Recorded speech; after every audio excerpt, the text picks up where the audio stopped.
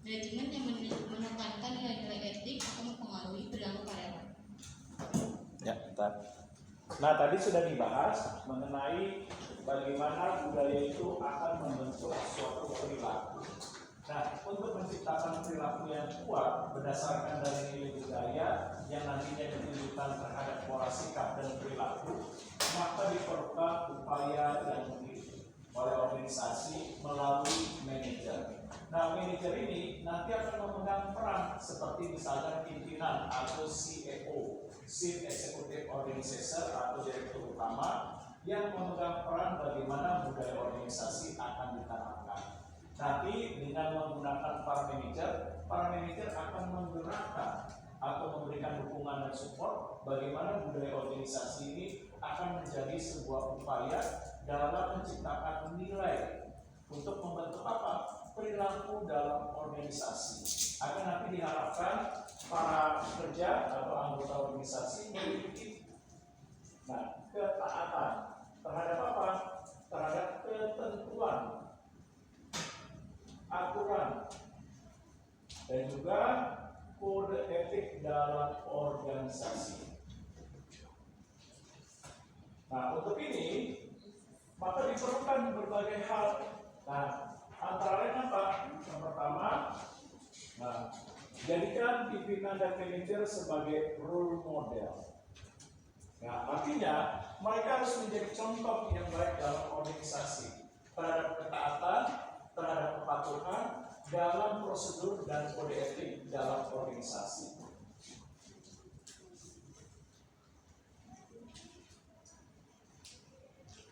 Nah, yang kedua, manajer dan para pimpinan bisa melakukan sosialisasi.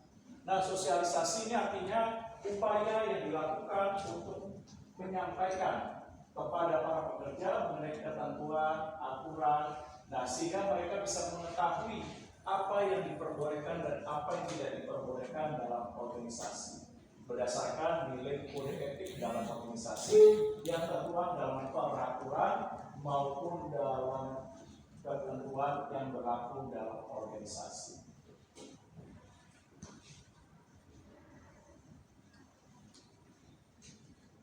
Nah, yang ketiga, agar nantinya pekerja bisa taat dan patuh terhadap budaya organisasi yang dimana nantinya menanamkan nilai-nilai berupa etika, ketentuan, aturan maupun kode etik dalam organisasi, maka untuk menegakkan nilai budaya diperlukan adanya sanksi. Nah, sanksi ini apa? Sanksi ini memberi efek jerah kepada para pekerja yang tidak mau untuk ditanamkan terhadap nilai-nilai budaya organisasi, terhadap ketentuan, aturan yang ditunjukkan terhadap pelanggaran terhadap nilai perilakunya.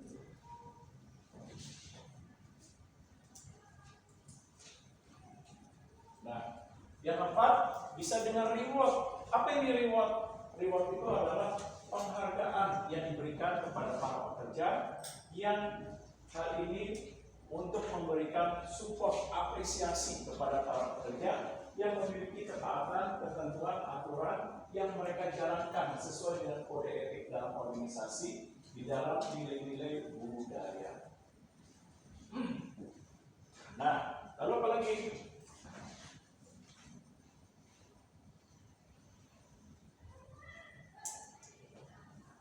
Nah, selanjutnya diperlukan juga adanya pengawasan. Pengawasan itu bisa dilakukan oleh para manajer, pimpinan, ataupun ada petugas yang ditunjuk seperti misalnya kampus ini supaya menanamkan nilai budaya di mana budaya lingkungan kampus ini supaya tidak ada bentuk pelecehan seksual, maka dibentuklah suatu komite. Nah, komite ini nantinya akan bertanggung jawab untuk memberikan pengawasan bagaimana nilai budaya di kampus ini ditanamkan, seperti menindak tegas terhadap para pelaku yang melakukan tindakan pelecehan seksual, baik itu dilakukan oleh dosen misalnya, atau dilakukan oleh staf kampus, atau dilakukan oleh pihak yang lain. Nah, nanti orang yang ditunjuk atau komisi yang ditunjuk akan bertanggung jawab untuk melakukan pengawasan dan menindak secara tegas apabila ada terjadi pelanggaran-pelanggaran dalam budaya organisasi berupa apa? Nilai etika atau kode etik yang tertuang dalam ketentuan maupun aturan. Nah, saya stop dulu. Ada pertanyaan kira-kira? Nah, sama seperti yang tadi saya bilang, apabila di sini ada pelanggaran mengenai pelecehan seksual, kan ada tuh yang diketik ya, nomor teleponnya berapa, lalu bentuk-bentuk pelecehannya apa saja, nah, lalu perlindungan yang diberikan kepada para mahasiswa apa saja, dan lain sebagainya. Nah, ada yang mau ditanyakan mengenai budaya organisasi?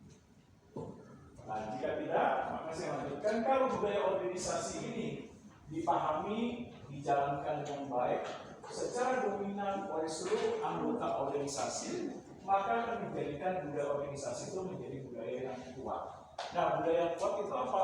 Budaya yang identik terhadap organisasi. Nah, seperti contohnya, saya ambil contoh yang lain seperti budaya TNI, Tentara Nasional Indonesia. Nah, budaya yang kuat itu berupa apa? Kode etiknya, yaitu apa sih? Kode etiknya berupa ketaatan, kepatuhan dalam hal terhadap kesatuan organisasinya maupun terhadap panglimanya, dan juga kepatuhan dan ketaatan terhadap ketentuan dan aturan yang berlaku dalam TNI, seperti misalnya sumpah prajurit, sumpah bayangkara, dan lain sebagainya. Nah, ada pertanyaan kira-kira? Kalau tidak ada, lanjutkan. Kemudian ada innovative dan innovative culture. Karena itu ada source of innovation, itu variable structure adalah salah satu sumber inovasi yang potensial. Tinjauan menyeluruh mengenai hubungan antara struktur dan inovasi menghasilkan beberapa kesimpulan penting. Pertama itu, struktur organisasi organik mempengaruhi inovasi secara positif melalui fleksibilitas dan adaptasi. Yang kedua, kajian bersifat berdampak positif pada inovasi di perusahaan dengan memberikan umpan balik kepada karyawan. Yang ketiga, inovasi cenderung muncul ketika sumber daya terbatas. Ketika organisasi memiliki sumber daya yang melimpah, mereka dapat dengan mudah membeli atau mengembangkan inovasi, menanggung biaya penerapannya dan menyerap kegagalan. Yang kedua, ada konteks and innovation, yaitu budaya nasional mempengaruhi inovasi di organisasi. Norma sosial yang kuat dan rendahnya toleransi terhadap penyimpangan dapat menghambat inovasi. Keberagaman budaya lokal juga berperan penting dalam hubungan interpersonal dan hubungan inovasi. Yang ketiga, ada idea champions and innovation. Individu yang mengambil inovasi dan secara aktif dan antusias mempromosikan ide, membangun dukungan, mengatasi penolakan, dan memastikan ide tersebut terlaksana. Oke. Nah, budaya organisasi ini bisa menciptakan sebuah bentuk kreativitas dan inovasi supaya bisa meningkatkan nilai produktivitas terhadap upaya yang dilakukan oleh organisasi dalam meningkatkan kinerja. Kalau kalian semua di sini pernah baca artikel yang ada di Google mengenai perusahaan Microsoft, perusahaan Microsoft juga menanamkan sebuah nilai yang dinamakan budaya inovasi. Agar apa? Agar kreativitas yang dimiliki perusahaan ini Microsoft dapat terus-menerus ditingkatkan. Dengan apa buktinya? Yaitu berupa produk dari Windows yang selalu ditingkatkan dari hasil budaya kreativitas sehingga melahirkan bentuk produk inovatif yaitu Windows yang terus-menerus dia berinovasi dari Windows 95, 98 sampai kepada sekarang Windows 11. Nah, ini menandakan bukti bahwa perusahaan Microsoft sebagai salah satunya melakukan budaya dalam inovasi. Nah, apa yang dilakukan dalam budaya inovasi? Yaitu antara lain pertama, karyawan atau para pekerja dan manajer diberikan kesempatan, kebebasan dalam hal apa? Mengungkapkan ide, gagasan ketika dalam pertemuan dan rapat untuk apa? Ini mengembangkan suatu produk yang selalu dihasilkan dengan produk inovatifnya dari produktivitas yang terbaik. Nah, yang kedua apa? Yang kedua, pimpinan menciptakan suatu komunikasi terbuka. Nah, terbuka itu apa? Dua arah, di mana pimpinan dan manajer bisa saling berdialog. Nah, sehingga hal ini bisa memicu terjadinya kreativitas dalam pengembangan suatu produk yang diwujudkan ke dalam inovasi. Nah, lalu apalagi adanya struktur dan mekanisme dalam struktur organisasi yang bersifat fleksibel, seperti menciptakan arus informasi yang cepat, pengambilan keputusan bisa dilakukan dengan cepat. Untuk apa? Mendukung kreativitas untuk menghasilkan suatu ide-ide dalam pengembangan produk dalam tindakan berupa inovasi. Nah, lalu apa lagi? Nah, para pekerja, kalau kalian pernah baca artikel di Google mengenai perusahaan Microsoft. Nah, perusahaan Microsoft juga mengupayakan bagaimana. Nah, para pekerja yang di bagian IT selalu diberikan dengan pertanyaan-pertanyaan. Nah, tujuannya apa? Tujuannya nanti untuk memicu mereka untuk berpikir secara kreatif dalam mengembangkan ide-ide agar nanti mereka bisa wujudkan ke dalam inovasi. Untuk apa? Menghasilkan produk-produk seperti produk Microsoft berupa produk Windows yang disukai oleh konsumennya. Nah, ini dia. Nah, lalu apa lagi? Nah, inovasi ini juga harus didukung dengan adanya apa? Keterlibatan. Didukung dengan adanya keterlibatan, peran serta, atau dorongan yang dilakukan oleh pemimpin. Nah, bagaimana pemimpin ini mendukung, mensupport, mengupayakan agar terjadinya kreativitas dan inovasi dalam menciptakan budaya yang inovatif. Nah, yang nantinya budaya inovatif itu apa? Membangun hal-hal yang baru. Untuk apa? Memberikan nilai tambah atau value added.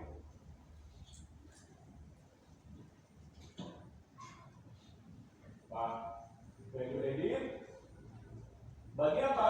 Bagi peningkatan kinerja organisasi. Seperti apa? Seperti pertama, nah, terjadi peningkatan dalam kualitas produk. Lalu terjadi peningkatan dalam keberagaman produk, atau sering juga disebut di verifikasi produk. Lalu terjadi peningkatan pengembangan produk.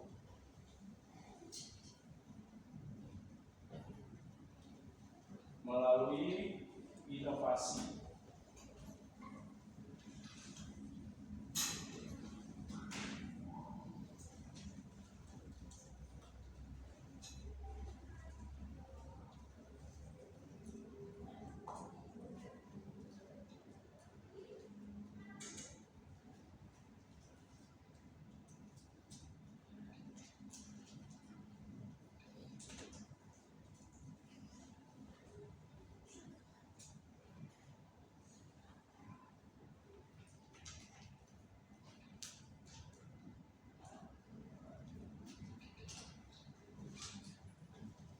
Nah, oleh sebab itu, seperti yang tadi saya sudah katakan, budaya organisasi yang mengedepankan inovasi ini akan memberikan sebuah hasil. Dampaknya apa? Pertama, kinerja organisasi akan meningkat ditandai apa? Terjadinya peningkatan kualitas produk, mutu daripada produk atau jasa yang dihasilkan menjadi semakin baik, yang disukai oleh target marketnya atau pangsa pasarnya atau segmen pasarnya dari konsumen yang dibidik. Nah, sehingga produknya terus-menerus diperbaiki, seperti contohnya Windows, seperti contohnya Samsung, seperti contohnya perusahaan Apple, dan lain sebagainya.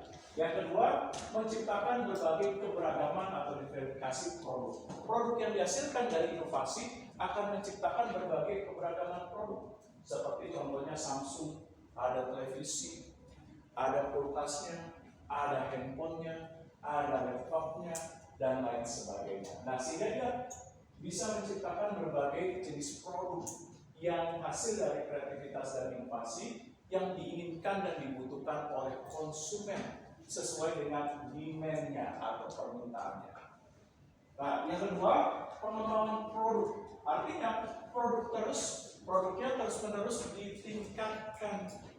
Nah, contohnya seperti Samsung selalu berinovasi dari Samsung S Ultra berapa.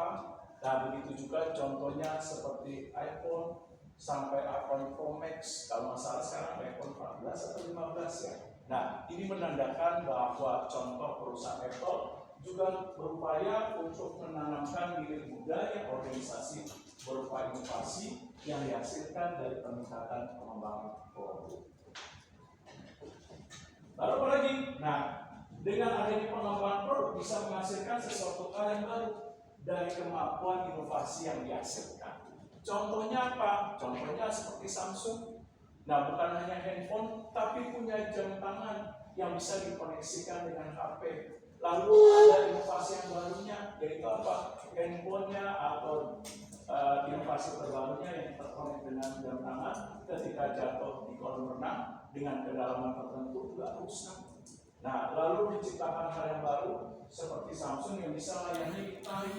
Nah, sehingga nantinya bisa konsumen menikmati terhadap penggunaan Samsung, layarnya menjadi lebar, ada yang model ditarik, ada yang di-flip, dan lain sebagainya. Nah, ini apa? Menandakan menciptakan sesuatu hal yang baru dari kemampuan inovasi. Nah, saya stop dulu. Ada pertanyaan kira-kira? Ya? Itu kan kita dari tadi yang dapat contohnya yang besar-besar Pak, Windows, Samsung, Apple. Tapi kalau dari UMKM sendiri bisa dibentuk gimana Pak? Kenapa? Kalau UMKM masih perusahaan-perusahaan yang masih UMKM sendiri sekarang pun sudah ada menanamkan nilai-nilai budaya kreativitas dan inovasi. Nah, contohnya seperti apa? Contoh pengusaha bakso sekarang bukan hanya bakso secara umum, yaitu bakso polos, urat, telur, dan lain sebagainya. Kalau kalian pernah mendengar berita mengenai pengembangan UMKM di Metro TV atau JCTV, nah pengusaha bakso pun melakukan budaya inovasi berupa apa? Sekarang sudah tuh bakso dalamnya ditambahin keju. Lalu apalagi bakso beranak. Nah, yang isinya kalau dibuka ada berbagai macam. Lalu apalagi bakso jumbo yang ukurannya sangat besar tuh. Nah, bisa 3 orang atau 4 orang yang makan. Nah, lalu apalagi? Lalu seperti misalnya bakso beranak. Nah, ketika digigit, nah pedesnya minta ampun. Nah, atau sering istilahkan bakso setan. Nah, ada yang menyebutkan seperti itu. Nah, lalu apalagi inovasi dalam bidang kuliner? Contohnya selain bakso. Nah, seperti contohnya tukang nasi goreng sekarang. Nah, melakukan inovasi, bukan hanya nasi goreng biasa, cuma telur. Nah, sekarang sudah menciptakan inovasi berupa apa? Nasi goreng setan. Nah, atau sering juga disebut sebagai nasi goreng gila. Kenapa gila? Karena berbagai hal dicampur, ya telur, ya cumi-cumi masuk, ya keju masuk, daging ayam, daging kambing, sosis, bakso, berbagai macam masuk jadi satu. Nah, ketika orang menikmati, dibilang gila, banyak banget. Nah, apa aja lauknya bisa masuk. Nah, ini dia contohnya. Nah, udah paham kira-kira? Oke. Ada lagi mungkin?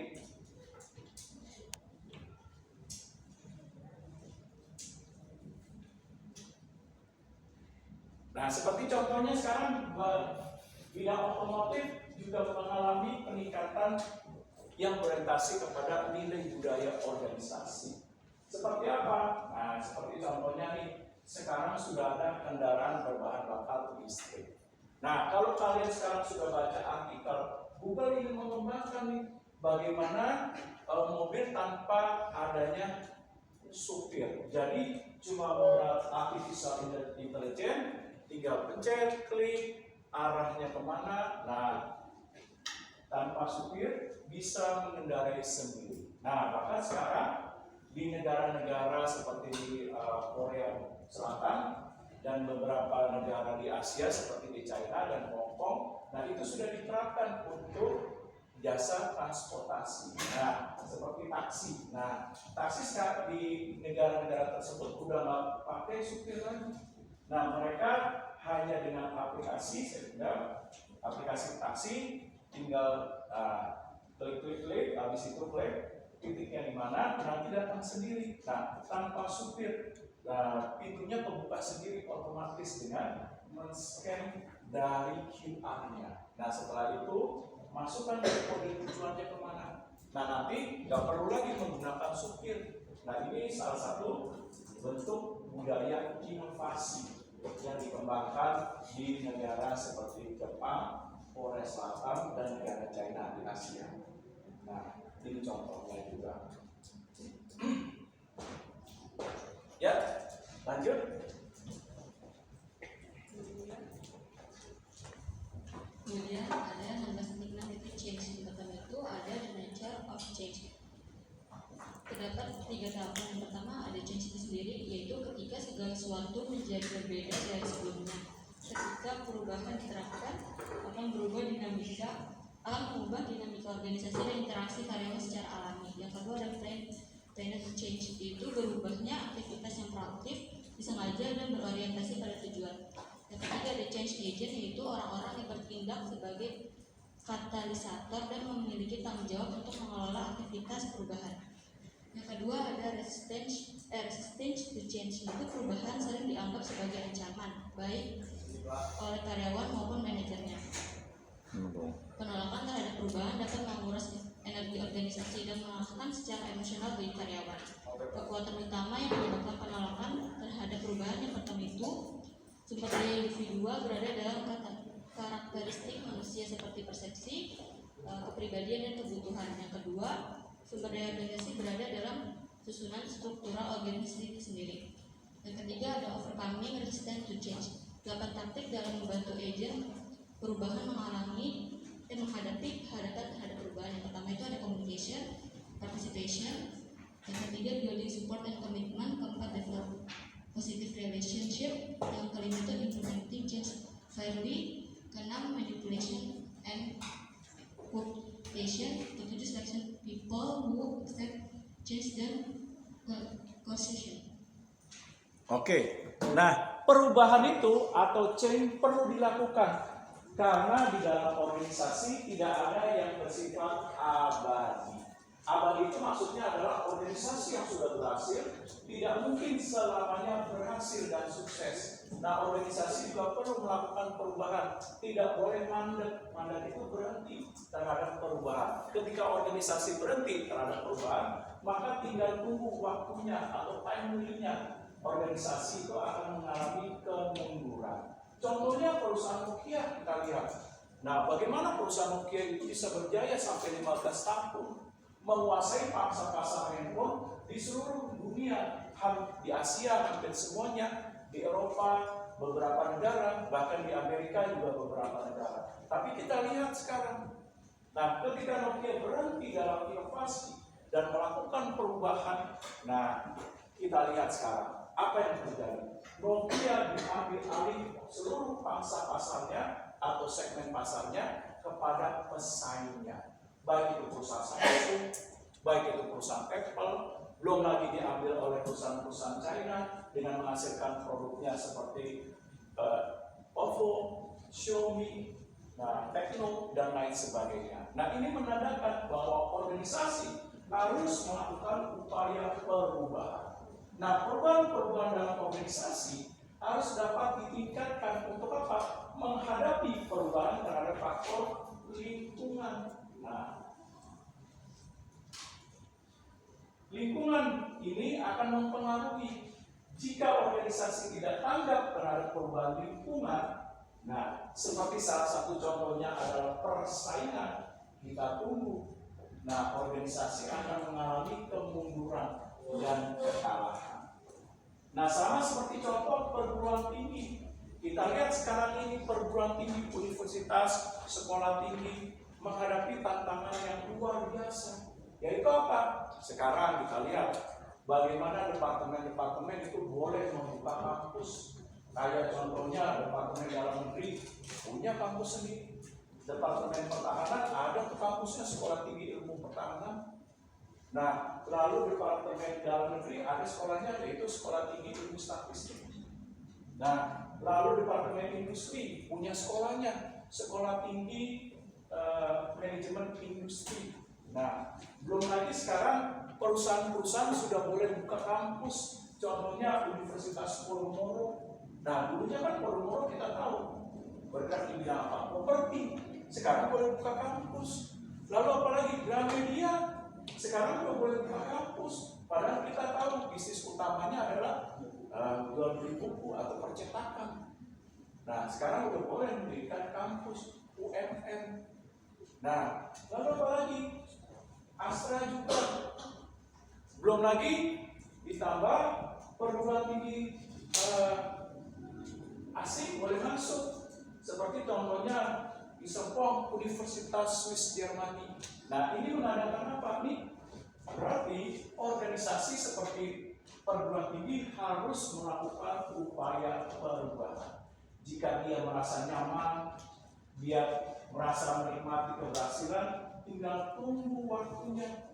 Organisasi itu akan mengalami kemunduran. Contoh misalnya, sekarang kita lihat universitas yang sudah lama berdiri, yang dulunya tenar, kayak Universitas Jayabaya, sekarang kita lihat, nah, mengalami kemunduran. Lalu apa lagi? Borobudur. Nah, dulu di era tahun 90 dan 80 2000 dan era 80-an, 70-an berjaya. Mahasiswanya hanya fakultas ekonominya saja hanya 15.000. Itu ekonomi doang, belum hukum dan lain sebagainya. Nah, tapi kita lihat sekarang apa yang terjadi ketika tidak siap menghadapi perubahan, nah akan mengalami kekalahan atau kemunduran. Nah, oleh sebab itu organisasi harus standar terhadap perubahan. Untuk apa? Untuk bisa beradaptasi. Nah, terhadap nilai perubahan. Karena kenapa? Karena faktor lingkungan. Nah, ini akan mempengaruhi. Seperti contohnya kemajuan teknologi. Nah, seperti apa? Nah, contoh sekarang kita lihat. Ketika misalnya perusahaan tidak berinovasi lagi dalam memanfaatkan kemajuan teknologi, apa yang terjadi? Contoh, apakah ada sekarang orang yang mau bersedia rela dengan bangga masih menggunakan misalnya pager? Nah, adakah sekarang yang masih mau menggunakan Walkman, CD? Nah, lalu masih menggunakan kamera roll film? Nah, misalnya contoh di kamera. Nah, kalau kameranya mulai habis diputar. Kalau zaman dulu seperti itu. Habis itu rollnya dibuka. Kalau mau dicuci harus ke studio cetak dulu foto. Nah, ada yang masih mau menggunakan itu? Nah, sudah ditinggalkan. Nah, karena kenapa? Karena ada teknologi yang lebih baru. Sekarang ngapain pakai kamera yang bersifat roll film? Gak bisa diedit lagi. Nah, terima pasrah. Tahu terima pasrah? Fotonya lagi jelek, ya udah lagi dicetak. Jadinya seperti itu, ya seperti itu. Kalau sekarang kan bisa diedit. Nah, contoh yang banyak jerawatnya, nah itu bisa diperhalus. Nah, terus apa lagi? Yang tadinya terlihat, mohon maaf, gemuk, bisa dibuat ramping dengan edit video. Nah, yang tadinya misalnya kulitnya terlihat sangat hitam, nah, bisa diedit sangat putih. Nah, ini bisa dilakukan. Nah, karena kenapa? Ini yang kemajuan teknologi. Nah, ketika perusahaan tidak tanggap dengan kemajuan teknologi, kita lihat produk-produknya boleh ditinggalkan. Kayak tadi saya ambil contoh kamera roll film, CD, Walkman, dan lain sebagainya. Contoh sekarang, ada yang mahasiswa bangga pakai Walkman, kayak model generasi saya era tahun 2000, pasti mahasiswa sekarang. Oh, produk jalan masih dipakai, maluin lu. Nah, pasti seperti itu. Karena kenapa? Sudah ada handphone yang lebih canggih, bisa nyimpen ratusan ragu, bahkan ribuan, tergantung memorinya. Kalau kurang, tinggal beli memory card. Nah, berarti apa? Ini dia, perusahaan juga harus tanggap terhadap teknologi. Nah, lalu apa lagi perubahan-perubahan? Selain persaingan dipengaruhi teknologi. Nah, apalagi nih kira-kira? Nah, ini apalagi nih? Ayo, udah tua. Nah, emang banyak contohnya. Yang sebentar lagi pegang-pegang. Nah, apalagi lagi? Perubahan selain teknologi, persaingan, lalu apa lagi?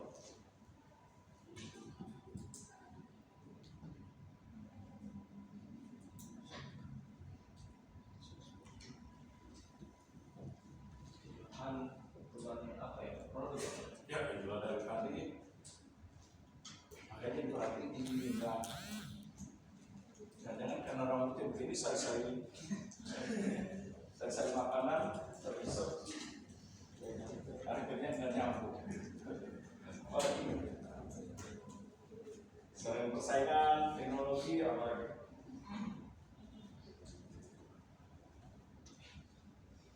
Jangan lupa, yaitu apa?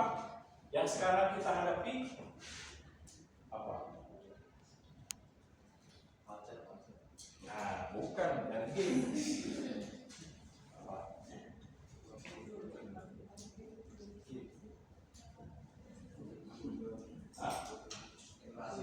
Oh, globalisasi. Nah, perusahaan juga harus tanggap globalisasi seperti, nah nanti akan terbuka pasar bebas, yaitu apa? Tenaga kerja asing, belum lagi perusahaan-perusahaan dari luar negeri boleh masuk ke Indonesia, ke negara-negara lain tanpa adanya hambatan dari pajak, dari peraturan pemerintah dan lain sebagainya. Nah, oleh sebab itu harus tanggap nih dalam menghadapi globalisasi. Nah, supaya nanti perusahaan-perusahaan lokal negara kita siap bersaing. Bagaimana perusahaan lokal kita mampu untuk memasarkan produknya, mendirikan perusahaan, lalu bagaimana bersaing terhadap produk-produk internasional. Jangan sampai kita menjadi kalah. Dalam arti hanya sebagai target market saja, sebagai upaya untuk mengkonsumsi produk dari perusahaan-perusahaan luar negeri. Nah, udah saatnya nih Indonesia juga harus tanggap. Nah, perusahaan-perusahaan lokalnya supaya kenapa? Menghadapi nilai perubahan globalisasi seperti masuknya pasar bebas. Nah, perubahan itu ada beberapa nilainya, yaitu apa? Satu, perubahan yang sifatnya natural. Natural ini apa? Yang sifatnya alami, tanpa adanya unsur perencanaan terlebih dahulu. Contohnya apa? Kayak misalnya nih, Arif yang turunnya mungkin kecil, waktu SD mungkin ingusan. Nah, sekarang ketika dewasa kan mengalami perubahan. Nggak lagi cekik, nggak lagi kurus. Nah, udah tumbuh dewasa tinggi, rambutnya juga yang tadinya lurus jadi keriting. Nah, ini contohnya secara natural. Nah, ada perubahan yang tidak natural, yang sifatnya direncanakan. Nah, seperti apa nih perubahan yang direncanakan? Yang dimana perusahaan melakukan upaya terhadap perubahan dengan adanya perencanaan, merumuskan strategi, mengambil kebijakan, melakukan keputusan, melakukan pelaksanaan terhadap perubahan, nah, lalu melakukan evaluasi. Nah, ini contoh perubahan yang direncanakan. Nah, contohnya apa nih perubahan yang direncanakan? Yang memang direncanakan oleh suatu perusahaan atau organisasi. Nah, contohnya apa? Perubahan yang direncanakan. Ya, ada bisa? Perubahan yang direncanakan.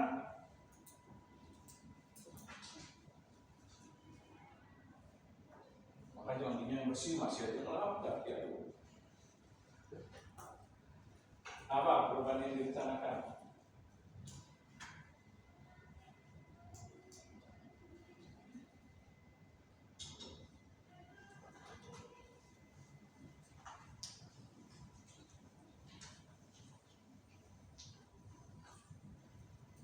Ada yang bisa kasih pendapat perubahan yang direncanakan? Ulil, apa nih perubahan yang direncanakan? Kalau udah direncanakan sama organisasi apa buat Ya. melakukan perubahan itu? Contohnya apa nih perubahan yang direncanakan? Nah, contohnya seperti apa? Sekarang ini kita lihat pelayanan bank yang ditingkatkan akibat dari perubahan yang direncanakan karena perubahan dari faktor lingkungan berupa teknologi. Bagaimana sekarang perbankan meningkatkan kualitas pelayanannya yang berbasis kepada teknologi informasi? Seperti apa? Penggunaan ATM. Dulu waktu saya masih sekolah di era tahun 1990, mau ambil uang harus ke bank, antri. Sekarang nggak perlu menggunakan ATM. Bahkan sekarang dipermudah. Nah, Anda transfer, Anda melakukan pembayaran, cukup menggunakan mobile banking. Nah, tinggal buka aplikasi. Nah, lalu apa lagi? Selain itu juga dipermudahkan sekarang kalian menabung, nggak perlu lagi capek-capek datang ke bank ambil nomor antrian. Sekarang sudah ada beberapa ATM center.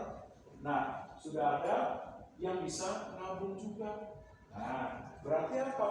Teknologi ini dimanfaatkan oleh perbankan, direncanakan untuk melakukan perubahan. Berupa apa? Peningkatan pelayanan perbankan, sehingga sekarang pelayanan perbankan bisa 1 kali 24 jam. Lalu apa lagi? Nah, bentuk pelayanannya sekarang ketika kalian misalnya ada komplain, nah butuh sesuatu perbankan, entah itu membuka rekening, berupa tabungan, deposito, dan lain sebagainya. Sekarang, nah cukup menggunakan aplikasi. Foto sambil cengir, di sini KTP-nya. Ntar barang dikirim, tinggal telepon, Mbak, Bu, udah belum aplikasi saya? Coba dicek form data saya. Oh udah, ini ya yang ada sambil senyum, sambil peace sama ngambil KTP gini. Oh iya sudah masuk. Nanti diproses ya, tinggal tunggu 3 hari. Nanti akan diberitahukan melalui telepon atau WA. Nah, sekarang sudah mulai dilakukan. Nah, ini contoh perubahan yang direncanakan dengan pemanfaatan kemajuan teknologi. Nah, contoh yang lain apa? Kalian sekarang lebih dipermudah. Nah, seperti contoh bayaran untuk uang kuliah, nggak perlu lagi ngantri. Kalau zaman saya ngantri. Nah, dari pagi ngantri di bank. Nah, belum lagi selesai ngantri lagi untuk bukti pembayaran diserahkan ke bagian keuangan akademik. Nah, sekarang dipermudah dengan adanya kemajuan teknologi. Nah, beberapa kampus sudah menggunakan aplikasi.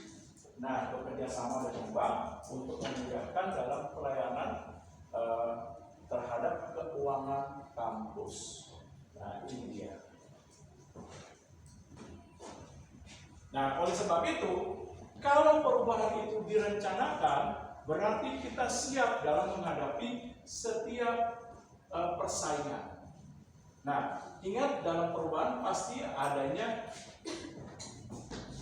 penolakan. Nah, kenapa dalam perubahan ada penolakan? Ada yang bisa kasih komentar? Ada yang dalam organisasi nggak setuju. Ngapain sih melakukan perubahan? Capek-capekin, tambah beban kerja, belajar lagi, sesuatu hal yang baru. Nah, sama kan seperti misalnya nih, dosen dipicu juga yang tadinya sudah nyaman ngajar yang bersifat tatap muka, ketika ada COVID dipaksa perubahan yang sifatnya cepat, seperti menguasai berbagai teknologi seperti entah itu Zoom, Google Meet, entah itu Teams, supaya bisa tetap mengajar. Nah, ini kan ada perubahan, tetapi juga ada penolakan. Seperti mohon maaf, misalnya dosen-dosen yang sudah lanjut, contoh yang sudah umur 50, 60, belajar lagi teknologi. Nah, mereka kebanyakan berkeluh kesah. Nah, kenapa nih? Contoh ada penolakan dalam organisasi. Nah, seperti misalnya misalnya bagi para pekerja yang sudah lanjut, ngapain sih perusahaan pakai rubah sistem, pakai program aplikasi baru, tambah lagi penggunaan internet, tambah lagi harus belajar baru dalam pengolahan data. Nah, kenapa nih ada penolakan kira-kira dalam organisasi?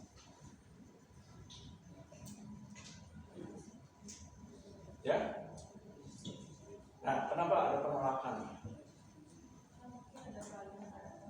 Nah, biasanya karena adanya perubahan, peralihan untuk bisa beradaptasi, karena mereka sudah nyaman berada dalam comfort zone. Nah, dalam area yang nyaman, comfort zone. Nah, sehingga apa? Sehingga mereka melakukan penolakan karena dalam perubahan itu harus mau keluar dari nyaman dan melakukan sesuatu hal yang baru. Dalam apa? Dalam hal terminim lagi pembelajaran. Nah, sama seperti dosen kan, ketika COVID harus melakukan pembelajaran dalam penggunaan Zoom, Google Meet, Teams. Nah, harus siap untuk melakukan proses pembelajaran yang baru dalam beradaptasi terhadap perubahan atau change. Nah, untuk mengatasi penolakan, apa yang perlu dilakukan nih kira-kira? Nah, untuk mengatasi penolakan, kira-kira apa yang perlu dilakukan? Apa dukung bertindak? Atau seperti apa kalau penolakan? Nah, kayak contohnya kan menyatakan cinta ditolak, dukung bertindak misalnya. Nah, bagaimana mengatasi penolakan dalam perubahan?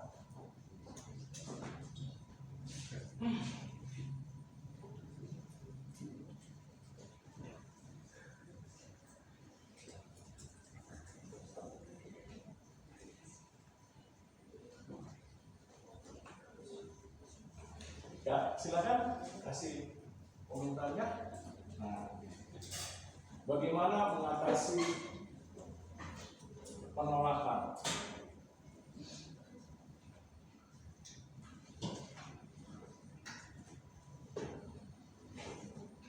Ya, kira-kira. Oke, betul. Pertama, untuk mengatasi penolakan dalam perubahan, berikan mereka pelatihan dan edukasi. Nah, supaya apa? Supaya siap menghadapi perubahan, dipersiapkan kemampuannya, keterampilannya, keahliannya, sehingga harus dipersiapkan oleh perusahaan berupa adanya pelatihan, edukasi, supaya ketika perubahan itu dilakukan, diterapkan, maka pekerja atau para manajer akan siap dalam melaksanakan perubahan karena mereka sudah dibekali dengan pengetahuan, wawasan, keterampilan, dan keahlian. Nah, yang kedua apa saja nih untuk mengatasi penolakan selain pelatihan dan edukasi? Oke, berikan mereka sosialisasi. Nah, artinya pimpinan dan para manajer perlu melakukan sosialisasi kepada para pekerja dengan memberikan pemahaman yang benar. Apa tujuan perubahan, manfaatnya, nah apa keuntungannya, sehingga dengan adanya persepsi yang benar, para pekerja paham, mengerti, mereka dengan sukarela dan penuh komitmen untuk mau melaksanakan perubahan.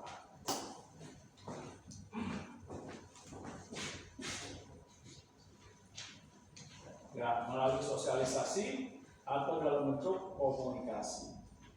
Nah, lalu apa lagi? Sudah diberikan pelatihan, sosialisasi, nggak mau juga. Nah, partisipasi Pak. Ya, lakukan partisipasi.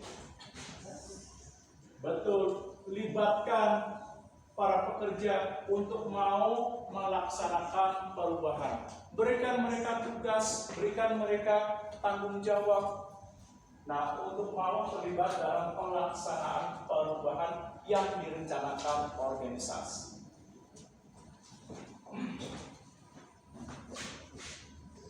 Nah, lalu apa lagi? Kalau perubahan itu tetap nggak mau, bahasa Jawanya apa ya? Kalau bahasa Indonesia, kalau bahasa Jawanya kekeh. Nah, kalau mau perubahan tetap menolak. Iya, lakukan punishment, betul, berikan mereka hukuman. Nah, berikan sanksi kepada karyawan atau manajer yang tidak mau terlibat dalam perubahan, seperti misalnya jabatannya diturunkan atau diberhentikan, atau misalnya kesejahteraannya seperti insentif, bonus dan lain sebagainya dipotong, dikurangi. Nah, ini dia dalam punishment. Nah, lalu apa lagi? Bisa dengan reward, yaitu apa? Para pekerja, manajer yang mau melaksanakan perubahan, mereka antusias, mau dilibatkan, ikut sertakan, diberikan penghargaan. Seperti apa? Kenaikan jabatan bisa, kasih mereka kenaikan kesejahteraan, gaji, bonus, insentif, atau bisa diberikan sertifikat penghargaan dan lain sebagainya.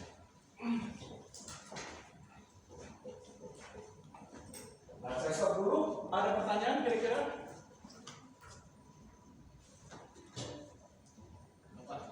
Ya? Mau bilang perusahaan itu kan gak ada yang abadi ya Pak. Betul. Nah, tapi kan ada kayak perusahaan makanan atau perusahaan otomotif, itu kan pasti ada di suatu perusahaan ada ciri khasnya. Tapi kalau dilakukan setiap mungkin setiap ada persaingan dilakukan perubahan, itu gimana caranya Pak biar di ciri khas itu tetap terjaga? Ciri khas itu tetap terjaga, perubahan-perubahannya tersebut tetap dilakukan dengan kekuatan terhadap nilai produknya jangan sampai dihilangkan. Contohnya nih kayak Honda, udah berapa tuh inovasi yang dilakukan dalam pengembangan produk motor Honda, tapi ciri khas Honda tidak hilang, yaitu apa? Hemat bahan bakar. Nah, ciri khas itu tidak hilang dari perusahaan Honda, walaupun Honda sudah melakukan berbagai macam inovasi dari berbagai jenis merek motor yang dihasilkan. Nah, ini contohnya. Lalu apa lagi? Contoh Kawasaki itu tidak hilang dari identik produknya dalam perubahan, melakukan inovasi. Yaitu apa? Kawasaki identiknya apa?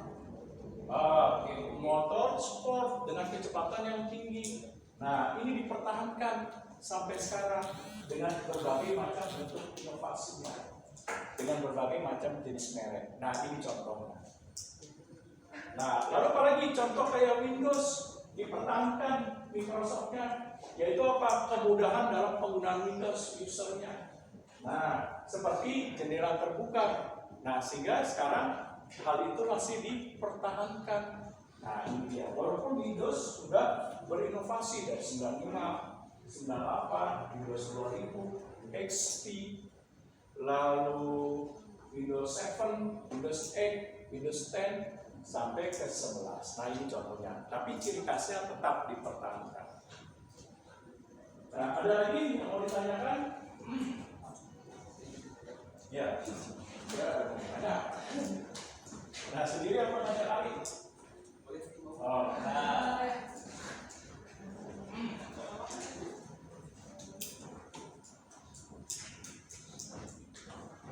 Kalau tidak ada, lanjutkan. Kemudian ada 16.7 yaitu approaches to managing organization change. Terdapat beberapa pendekatan untuk mengolah perubahan. Yang pertama itu ada Lewin's 3-step model. Kurt Lewin menjelaskan bahwa perubahan sukses dalam organisasi melibatkan 3 langkah. Yang pertama itu membukukan sebuah yang bergerak menuju keadaan yang diinginkan dan membuka kembali perubahan agar permanen. Freezing dapat dilakukan dengan meningkatkan kekuatan pendorong, mengurangi kekuatan penghambat, atau kombinasi keduanya. Penting untuk mempertahankan momentum selama pergerakan dan situasi baru harus dibuka agar bertahan. Yang kedua ada Kotter's 3-step plan. John Kotter membangun model 3 langkah Lewin ini untuk menciptakan pendekatan yang lebih rinci dalam mengimplementasikan perubahan. Kotter juga menetapkan 8 langkah berurutan untuk mengatasi masalah dalam mengimplementasi perubahan seperti gagal menciptakan rasa urgensi, koalisi, visi, komunikasi, budaya organisasi, hambatan, dan tujuan jangka pendek. Oke, Nah, perubahan itu ada langkahnya. Langkahnya ini dinamakan step atau proses. Nah, hal ini diungkapkan oleh Kurt Lewin, yaitu apa? Kalau mau melakukan perubahan, lakukan 3 proses tahapan ini supaya perubahan bisa dilakukan dengan baik, memberikan pencapaian terhadap tujuan dan sasaran. Yaitu pertama, unfreezing, yaitu apa? Temukan dulu apa yang menjadi faktor urgensi. Nah, faktor pendorong, pemicunya, triggernya. Nah, sama seperti misalnya contoh, manusia bisa mengalami perubahan karena kenapa? Bisa karena kondisi. Misalnya, kondisi apa? Misalnya contoh, di PHK gara-gara COVID, mau tidak mau, karena kebutuhan hidup menuntut, akhirnya ada faktor triggernya memicu. Supaya apa? Supaya manusia atau orang tersebut yang di PHK pada COVID berpikir kreatif, inovatif dalam memenuhi kebutuhan dengan cara apa? Menjadi wirausaha. Nah, ini contohnya unfreezing. Nah, begitu juga perusahaan. Ketika perusahaan menghadapi situasi COVID, nah harus melakukan perubahan. Jika tidak, maka perusahaannya akan gulung tikar. Nah, berarti ada faktor pemicunya, pendorong, trigger, sehingga menuntut perusahaan untuk melakukan perubahan. Lalu apalagi movement. Apa ini movement? Perubahan itu nantinya akan implementasikan, implementation. Nah, perubahan itu harus dilaksanakan. Karena kenapa? Ada faktor pemicu seperti contohnya apa? Perusahaan menghadapi COVID. Oh, karena menghadapi COVID, berarti apa? Ciptakanlah bekerja dari jarak jauh. Nah, dengan work from home. Lalu apa lagi? Karena misalnya adanya COVID, maka diciptakanlah jenis pekerjaan yang sifatnya remote, bisa bekerja jarak jauh. Nah, ini dia. Lalu apa lagi perubahan yang dilakukan contohnya.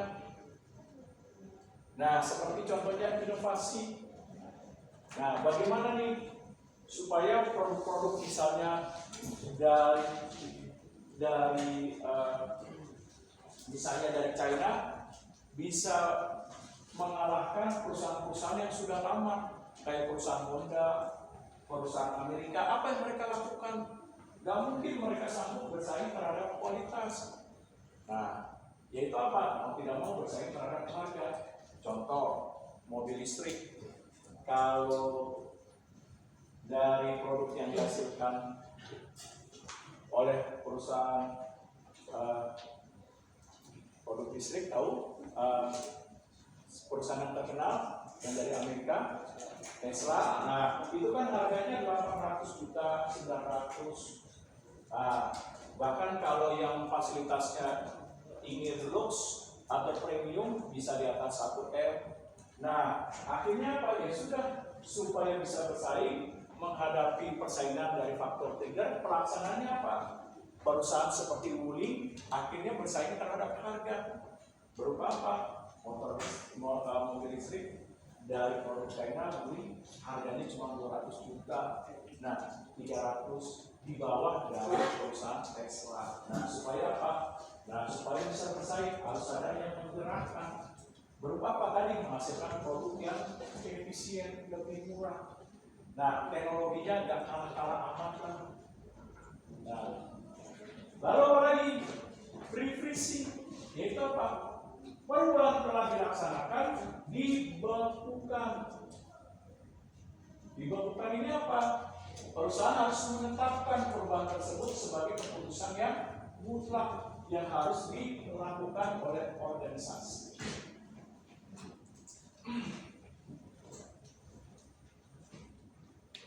Nah, seperti contohnya apa? Perusahaan-perusahaan industri otomotif Jepang, perubahan tersebut di unfreezing, yaitu apa? Toyota, Yamaha, Honda, Suzuki, Mitsubishi, mereka harus melakukan pengembangan produknya secara terus-menerus.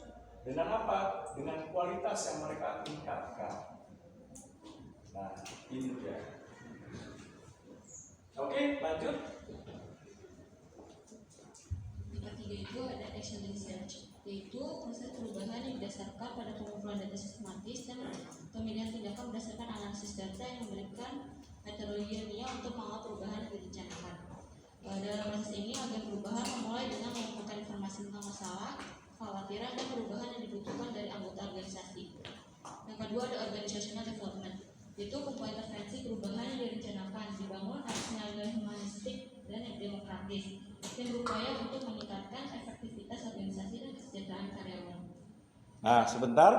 Ini tahapan lebih lanjut yang diungkapkan oleh Kotler. Kalau mau melakukan perubahan, tetapkan dulu apa sasarannya, apa tujuannya, nah apa manfaatnya, lalu apa faktor pendorong, pemicunya, triggernya.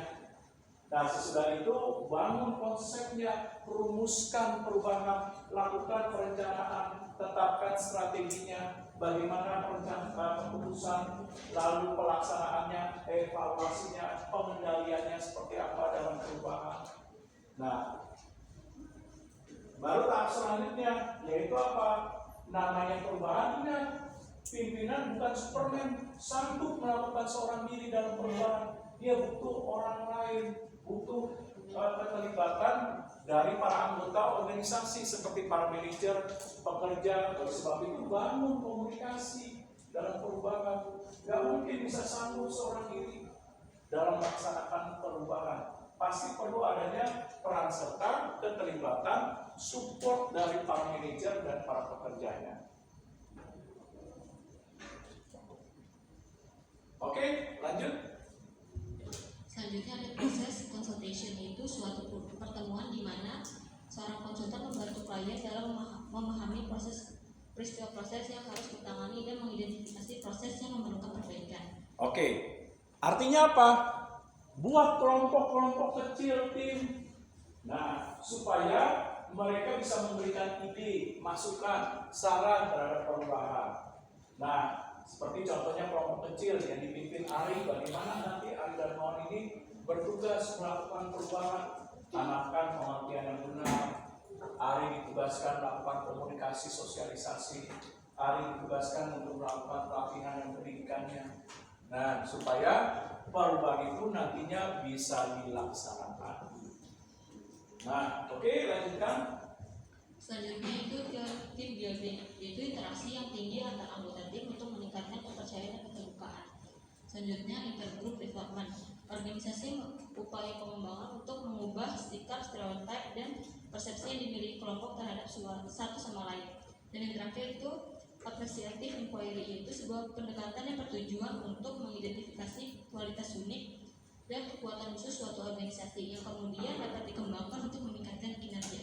Oke, nah setelah perubahan itu dikomunikasikan, buat kelompok, tim-tim kecil di mana mereka saling bertemu satu sama lain untuk memberikan sumbangsi pemikiran, ide, gagasan dalam perubahan, baru perubahan itu akan dilakukan. Tapi ingat, harus siap menghadapi penolakan. Nah, ketika ada penolakan dalam perubahan, maka perlu ada upaya apa yang perlu dilakukan. Entah dengan cara paksaan tadi, dengan memberikan reward atau punishment, atau mungkin dengan komunikasi, atau dengan cara pelatihan dan pendidikan dan lain sebagainya. Nah, sesudah itu apa? Kalau perubahan sudah dirasakan, seperti contohnya keberhasilan kayak perusahaan Samsung, Apple, Microsoft, ketika perubahan itu sudah dirasakan, organisasi mulai berkembang, organisasi mulai mendapatkan keuntungan yang besar, organisasi mulai mendapatkan penjualan yang meningkat, organisasi mampu membuka berbagai perusahaan cabang, organisasi sudah mampu produk-produknya bersaing di kancah internasional atau global. Maka ketika keberhasilan itu dirasakan, jangan berhenti, puas. Nah, tapi apa? Tetap lakukan perubahan seperti estafet. Apa estafet? Nah, artinya kalau perubahan itu sudah dirasakan, maka harus ada upaya untuk melanjutkan perubahan tersebut. Nah, ini dia. Nah, saya stop. Ada yang mau ditanyakan? Mungkin ketua kelas? Ya. Kira-kira dalam perubahan itu ada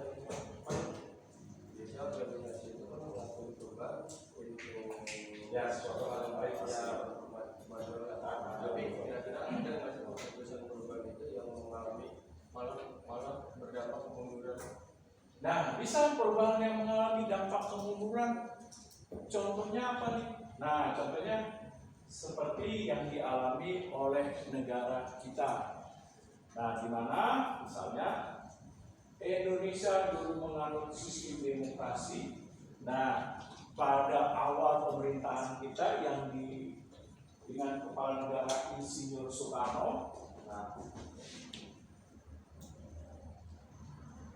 lalu akhirnya Soekarno melakukan perubahan dari demokrasi menjadi apa? Menjadi demokrasi yang terpimpin atau tertutup. Nah, di mana rakyat itu diwakili dengan suara dia yang mengatakan bahwa dia mengangkat diri dengan ketetapan MPR menjadi presiden seumur hidup. Nah, apa yang terjadi pada saat itu perubahan tersebut? Nah, mulai itu banyak rakyat yang tidak menyukai dan bahkan banyak pemberontakan yang terjadi. Nah, oleh sebab itu pada saat itu sampai chaos negara. Nah, akhirnya negara tidak terkontrol, harga bahan baku pada saat itu melambung. Akhirnya beserta mahasiswa dan rakyat melakukan pergerakan aksi demonstrasi dengan semboyan apa? Tritura. Nah, mungkin kalian masih tahu Tritura, 3 tuntutan rakyat, yaitu apa? Bubarkan kabinet Soekarno yang dikenal dengan kabinet Dipora. Lalu apa lagi? Nah, kembalikan harga-harga secara stabil. Yang ketiga apa? Nah, bubarkan kembali sistem demokrasi terpimpin dengan mengadili pada saat itu pemberontakan PKI. Nah, ini perubahan yang dilakukan. Jadi kalau dari contoh ini, Tritura ini salah satu ini solusinya apa? Ya, karena perubahan itu nggak memberikan hasil, malah berdampak negatif. Akhirnya rakyat melakukan Tritura, 3 tuntutan pada saat itu. Nah, ini dia. Ya, ada lagi mungkin? Nanti belum selesai pakai lagi. Ya, disuntik dulu kalau minum obat. Ya. Oh. Ya, ada yang mau ditanyakan lagi? Kalau tidak ada, ya silakan lanjutkan. Yang terakhir itu change paradox. Paradox perubahan dalam manajemen menyatakan bahwa tidak ada status optimal agar bagi suatu organisasi. Pada situasi paradoks, manajemen harus menyeimbangkan ketegangan antara berbagai tindakan akibat kelangkaan sumber daya. Proses ini melibatkan pencarian titik keseimbangan dinamis di antara prioritas yang terus berubah. Elemen-elemen tertentu menjadi lebih penting seiring perubahan lingkungan dan anggota organisasi. Kadang, perusahaan harus mengakui keberhasilan masa lalu, namun melihat ke belakang hanya akan menghambat kemajuan. Oke, ada yang bisa kasih contoh perubahan paradoks? Paradoks itu perubahan yang dilakukan organisasi tapi berlawanan, bertentangan. Udah direncanakan, ini tujuannya, ini sasarannya, ini manfaatnya, ini perumusan strateginya, pelaksanaannya seperti ini, sistemnya, tapi tidak membawa hasil, malah berdampak negatif terhadap perubahan yang dilakukan. Nah, contohnya apa nih? Kira-kira contohnya perubahan paradoks. Contohnya, nah coba nih bisa ngasih contoh perubahan paradoks yang bertentangan. Udah direncanakan dengan baik, tujuan sasarannya udah idealis. Nah, pekerja manajer sudah mendukung. Nah, sudah dibuat rumusannya, udah direncanakan, udah diputuskan, udah ada sistem evaluasinya serta pengendaliannya, tapi ketika dilaksanakan kok bertentangan. Apa yang telah direncanakan nggak sesuai, malah berdampak sebaliknya. Nah, contohnya apa nih? Perubahan paradoks.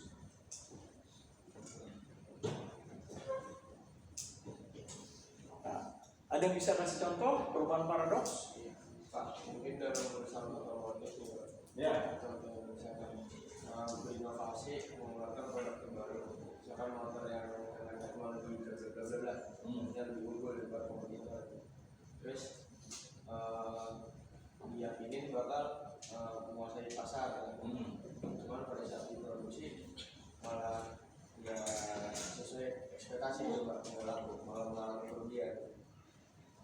Bisa.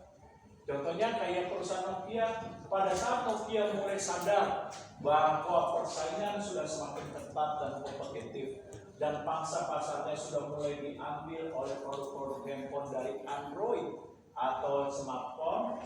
Nah, pada saat itu Nokia melakukan perubahan. Berubah apa? Kerjasama dengan Microsoft dengan terobosan inovasi yang baru. Pada saat itu kalian mungkin tahu atau tahu, nah yaitu produk handphone Lumia. Nah, ketika produk handphone Lumia dilempar di pasar dalam perubahan Nokia, apa yang terjadi? Nah, Nokia ternyata dalam produk barunya Lumia laku atau tidak?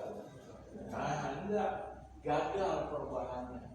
Nah, ini dia contoh perubahan paradoks. Nah, karena kenapa? Sudah menikmati keberhasilan. Nah, karena sudah menikmati keberhasilan, baru ketika sadar, baru melakukan perubahan. Sehingga apa? Perubahannya tidak optimal. Jadi paradoks. Kayak contoh perusahaan Nokia.